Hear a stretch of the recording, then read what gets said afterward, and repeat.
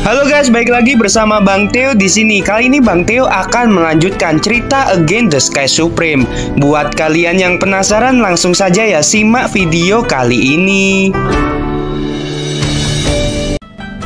Dalam sekejap mata, 3 bulan berlalu di dalam gua. Tanyun akhirnya menyentuh penghalang tingkat 9 dari alam jiwa janin, ki spiritual surga dan bumi. Tanyun mulai berlari keluar dengan seluruh kekuatannya. Tiba-tiba aura surga dan bumi di rumah gua seperti naga membanjiri alis Tanyun. Tiba-tiba jejak kekuatan spiritual berkumpul di atas rahim spiritual seperti sumur ke-9.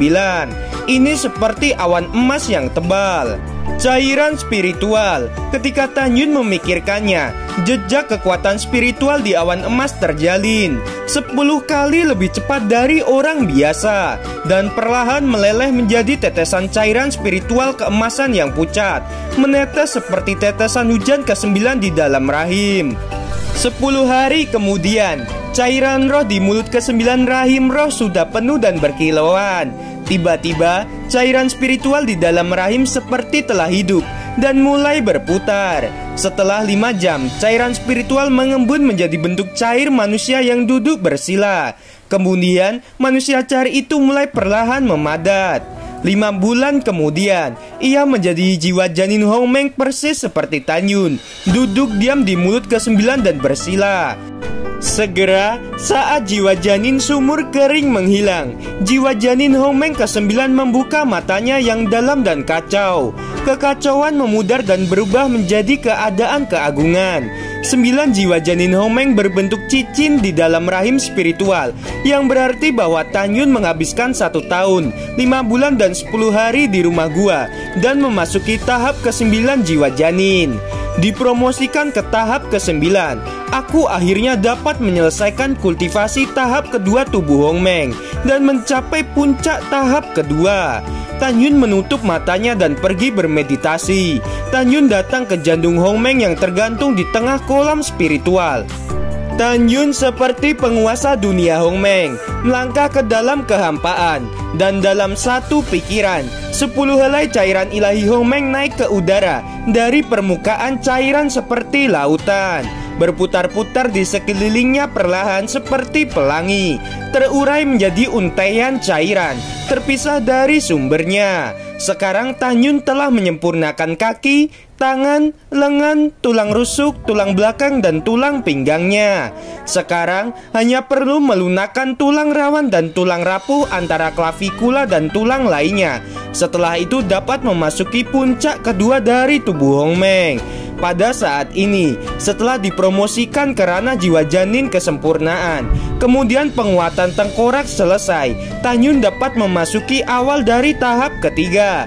Ketika itu terjadi, kekuatan fisik akan melonjak. Jika tubuh Hongmeng ditingkatkan ke tingkat ke-7, itu akan menjadi raksasa beberapa kaki. Tentu saja itu bisa menyusut dengan bebas. Pada saat ini, cairan Hongmeng mulai melunakkan seluruh tubuh dan tulangnya. Saat tulang penghubung semuanya dihancurkan, Tanyun jatuh dengan lembut ke dalam gua. Di bawah rasa sakit yang hebat, wajahnya terpelintir dan keringat berjatuhan seperti hujan. Meskipun demikian, dia tidak pernah meneriakkan kata kesakitan. 3 jam kemudian, tulang di seluruh tubuh Tanyun menjadi hancur. Saat Tanyun meraung, persendian di sekujur tubuhnya tiba-tiba pecah, mengeluarkan lusinan tepung tulang seperti bubuk. Tiba-tiba darah mengalir dari persendian. Segera setelah itu, darah berhenti menyembur, dan tulang yang hilang digantikan oleh cairan ilahi Hongmeng dalam bentuk cairan. Proses pencairan dan pembentukan kembali tulang menjadi lebih menyakitkan, sehingga Tanyun meluap dengan gumpalan darah. Tanyun berguling-guling di tanah karena kesakitan, tetapi masih tidak mengeluarkan suara kesakitan. Dalam siksaan yang tidak manusiawi, tanpa menyadarinya, 100 hari telah berlalu. Ketika 10 helai cairan surga Hongmeng benar-benar disempurnakan di dunia Hongmeng, Tanyun menyelesaikan pembentukan kembali tulangnya. Akhirnya mencapai puncak tingkat kedua. Tanyun berbaring di tanah, perlahan-lahan menggerakkan sendi-sendi di tubuhnya, membuat suara berderak. Tanyun melompat dan berubah menjadi bayangan dan melesat keluar gua. Tanyun melepaskan kesadaran spiritualnya secara ekstrim, seperti gelombang tak terlihat, menyebarkan sinar cahaya ke segala arah. 10 mil, 100 mil, 200 mil, 300 mil, dengan cepat melampaui radius 380 mil dan tidak berhenti sampai radius 500 mil.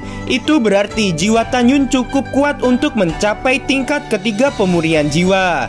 Dalam hal ini, Tanyun tidak terkejut karena dia tidak hanya melangkah ke tingkat ke-9 dari ranah jiwa janin, tetapi tubuh Hongmeng juga telah memasuki puncak tingkat kedua. Sekarang tubuh fisiknya sekeras senjata spiritual tingkat atas. Dia dapat menghancurkan senjata spiritual tingkat tinggi dengan jari. Di bawah tubuhnya yang begitu kuat, jiwa sebanding dengan alam pemurnian jiwa tingkat ketiga. Langkah Dewa Hongmeng. Tanyun mengenakan jubah kasah dingin kura-kura hitam dan menghilang dalam sekejap. Seperti kilat hitam yang melintas rendah di langit, muncul 300 meter jauhnya. Dalam jumlah waktu yang sama, kecepatan telah meningkat dari 269 zang menjadi 300 zang. Saat ranah Tanyun meningkat dan tubuh fisiknya menjadi lebih kuat, tidak hanya kecepatan meningkat tajam, tetapi kekuatan formasi pedang Hongmeng juga sangat meningkat. Di antara murid-murid ranah jiwa janin, biarkan aku melihat siapa yang bisa menandingiku. Tanyun begitu bangga dan sangat gembira. Tanyun merasakan tas binatang roh yang tergantung di pinggangnya bergerak. Ketika pagoda ruang dan waktu kelas menengah pertama meledak, Tanyun tahu bahwa tas binatang roh tidak dapat menahan dampaknya. Dan kemudian dia memasukkan tas binatang roh itu ke dalam cincin Qiang Kun. Tas binatang roh berisi singa, naga emas, dan kera iblis. Meskipun tidak dapat ditempatkan di cincin alam semesta untuk waktu yang lama, itu baik-baik saja dalam waktu yang singkat. Kemudian saat Tanyun dimakamkan di peti mati hari itu, dia mengeluarkan tas binatang buas dari cincin Qiang Kun. Pada saat ini Tanyun menekan suasana hatinya yang melonjak. Dan ketika dia mengendalikan kesadaran spiritualnya ke dalam tas binatang, dia melihat tatapan yang telah lama hilang. Di dalam tas binatang roh, kera iblis masih tertidur. Di samping tubuh kera iblis, singa naga emas menatap Tanyun dengan kagum. Suara itu mengandung warna rindu yang dalam. Dewa juga membantuku. Tanyun menarik kembali indera spiritualnya dan tersenyum keras. Singa besar, keluarlah. Biarkan aku melihatmu dengan baik. Tiba-tiba, seberkas cahaya keemasan naik ke langit dari kantong binatang buas. Begitu cepatnya sehingga Tanyun hampir tidak bisa menangkapnya. Raungan singa menggetarkan lembah. Rambut emas di seluruh tubuh ratusan kaki muncul dalam penglihatan Tanyun. Sayapnya terbentang mencapai 200 kaki, menutupi langit dan matahari. Napas dari periode pertumbuhan tingkat ketiga membanjiri langit, membuat jantung Tanyun berdebar. Pada saat ini, burung-burung yang terbang di lembah segera turun hinggap di pepohonan, memandangi singa naga emas. Kupu-kupu berhenti menari di lembah, dan banyak monster tingkat pertama merangkak di tanah. Singa naga emas terbang melintasi langit seperti kilat emas, terbang di depan Tanyun dengan embusan angin. Segera merangkak di bawah kaki Tanyun. Sepasang pupil besar mengungkapkan kerinduan dan kekaguman. Meskipun jubah nafas dingin kura-kura menutupi wajah Tanyun dan menahan nafasnya, dari kata-kata Tanyun saja menegaskan bahwa manusia di depan singa naga emas adalah tuannya. Aku menunggumu, tapi aku sudah menunggumu terlalu lama. Tanyun membelai kepala singa naga emas. Wajahnya dipenuhi dengan kegembiraan yang tak terbendung. Pang Siyuan, Qiu Yongming, tanggal kematianmu semakin dekat. Seperti yang kita tahu, binatang dibagi menjadi tahap primer, tahap pertumbuhan, tahap dewasa, dan tahap transisi. Dalam keadaan normal, kekuatan binatang tingkat 3 pada tahap awal sebanding dengan kultivator alam pemurnian jiwa tingkat ketiga. Periode pertumbuhan tingkat ketiga sebanding dengan kekuatan tingkat keempat hingga tingkat keenam dari alam pemurnian jiwa. Tanyun tahu, singa naga emas masih dalam tingkatan yang rendah. Jadi dia tidak dapat menggunakan berbagai bakat dari Dewa Naga Emas, tapi hanya mengandalkan tulang Dewa Naga Emas di tubuhnya dan garis keturunan Dewa Naga Emas. Kecepatan dan kekuatan fisiknya cukup untuk membunuh kultivator tingkat 6 di alam pemurnian jiwa biasa.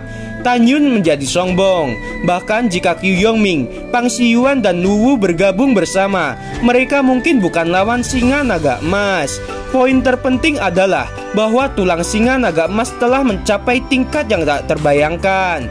Dagingnya sangat kuat sehingga bisa dikatakan sebagai tubuh abadi. Pada saat yang sama, Tan Yun tahu bahwa ketika singa naga emas telah mencapai tahap keempat, mereka akan dapat berbicara. Tan Yun tersenyum dan mengangkat jubah napas dingin kura-kura. Singa naga emas tiba-tiba menyusut. Dalam sekejap mata menjadi seukuran burung gereja, berubah menjadi cahaya keemasan dan masuk ke kerah dada Tan Yun. Sembunyikan nafasmu. Ingat, kamu tidak akan keluar tanpa izinku di masa depan, perintah Tan Yun. Bagaimanapun, singa naga emas adalah monster dalam periode pertumbuhan tingkat ketiga. Jika mereka muncul di pintu dalam dengan sombong, mereka pasti akan menyebabkan kepanikan di antara para murid, dan niat para tetua tidak dapat diprediksi. Singa naga emas meraung, dan hanya kepala kecil yang terlihat di dada Tan Yun. Tan Yun bergumam pada dirinya sendiri, saya berlatih di gua selama 1 tahun 8 bulan dan 20 hari. Waktu di luar telah berlalu, hampir 1 tahun 2 bulan. Tang Taizongde seharusnya memberi saya 8 bulan yang lalu. 11 bahan pemurnian seharusnya telah disiapkan. Shen Shubing belum melihatku selama lebih dari setahun. Aku tidak tahu apakah ada yang mencariku atau tidak. Ya, aku akan kembali ke Gunung Peri Changling terlebih dahulu untuk melihat apakah spanduknya sudah terpasang. Setelah mengambil keputusan, Tan Yun menunjukkan senyum di wajahnya. Dia dengan cepat mengambil formasi kembali segalanya dan formasi ruang dan waktu. Singa besar, kamu sedikit lebih besar, dan kamu bersembunyi saja di jubah dingin nafas kura-kuraku. Aku akan terbang bersamamu. Singa naga emas melintas dari lengan Tan Yun dan muncul di tanah, berubah menjadi seukuran kucing. Tan Yun melangkah ke punggung singa naga emas dan mulai memandu arah dan terbang menuju Venapil sejauh 300.000 mil. Jubah dingin nafas kura-kura menutupinya dan singa naga emas di bawah kaki Tan Yun. Tan Yun merasa pusing, dan ketika embusan angin bertiup di telinganya, dia menemukan bahwa dia telah naik ke udara dan muncul di atas lembah. Setelah Tan Yun menstabilkan sosoknya, dia menemukan singa naga emas di bawah kakinya. Kepalanya terangkat tinggi dan matanya menunjukkan makna bertanya yang manusiawi. Tidak apa-apa, terbang dengan kecepatan tercepatmu. Biarkan aku juga merasakan perasaan terbang melintas langit setelah waktu yang lama. Ketika Tan Yun sambil tertawa, singa naga emas menyeringai dan terbang ke arah Venapil. Ini keren, Tan Yun memuji tanpa ragu-ragu. Singa besar, dengan kecepatan terbangmu saat ini cukup untuk mencapai 500.000 mil sehari, dan itu bisa menandingi kecepatan perahu roh harta karun terbaik. Di langit, Tan Yun seperti sambaran petir hitam. Kecepatannya sangat cepat sehingga mengejutkan. Bahkan jika kita berdiri di sebelah Tan Yun, kita bisa salah mengira bahwa Tan Yun terbang di langit. Setidaknya kekuatannya di atas alam permurnian jiwa, bahkan alam jiwa ilahi. Semua orang tahu bahwa para kultivator di alam pemurnian jiwa dan di bawahnya harus terbang dengan pedang. Jika seseorang dipromosikan ke alam jiwa ilahi, mereka dapat memiliki kemampuan untuk melakukan berjalan di udara, dan kemudian mereka dapat memiliki kemampuan untuk merobek kekosongan. Perjalanan kultivasi memanglah sangat luas. Perjalanan Tan Yun dalam kultivasi baru dimulai. Pada jarak 300.000 mil, singa naga emas dapat menempuh dalam 1 malam saja. Saat matahari terbit, Tan Yun melintas melewati gerbang menuju Gunung Danmai dan menuju ke Gunung Abadi Changling 60.000 mil jauhnya. Karena kecepatannya terlalu cepat, para murid taman obat yang menjaga gerbang gunung tidak menyadarinya. 1,5 jam kemudian, Tan Yun muncul di atas taman pengobatan Lingsan.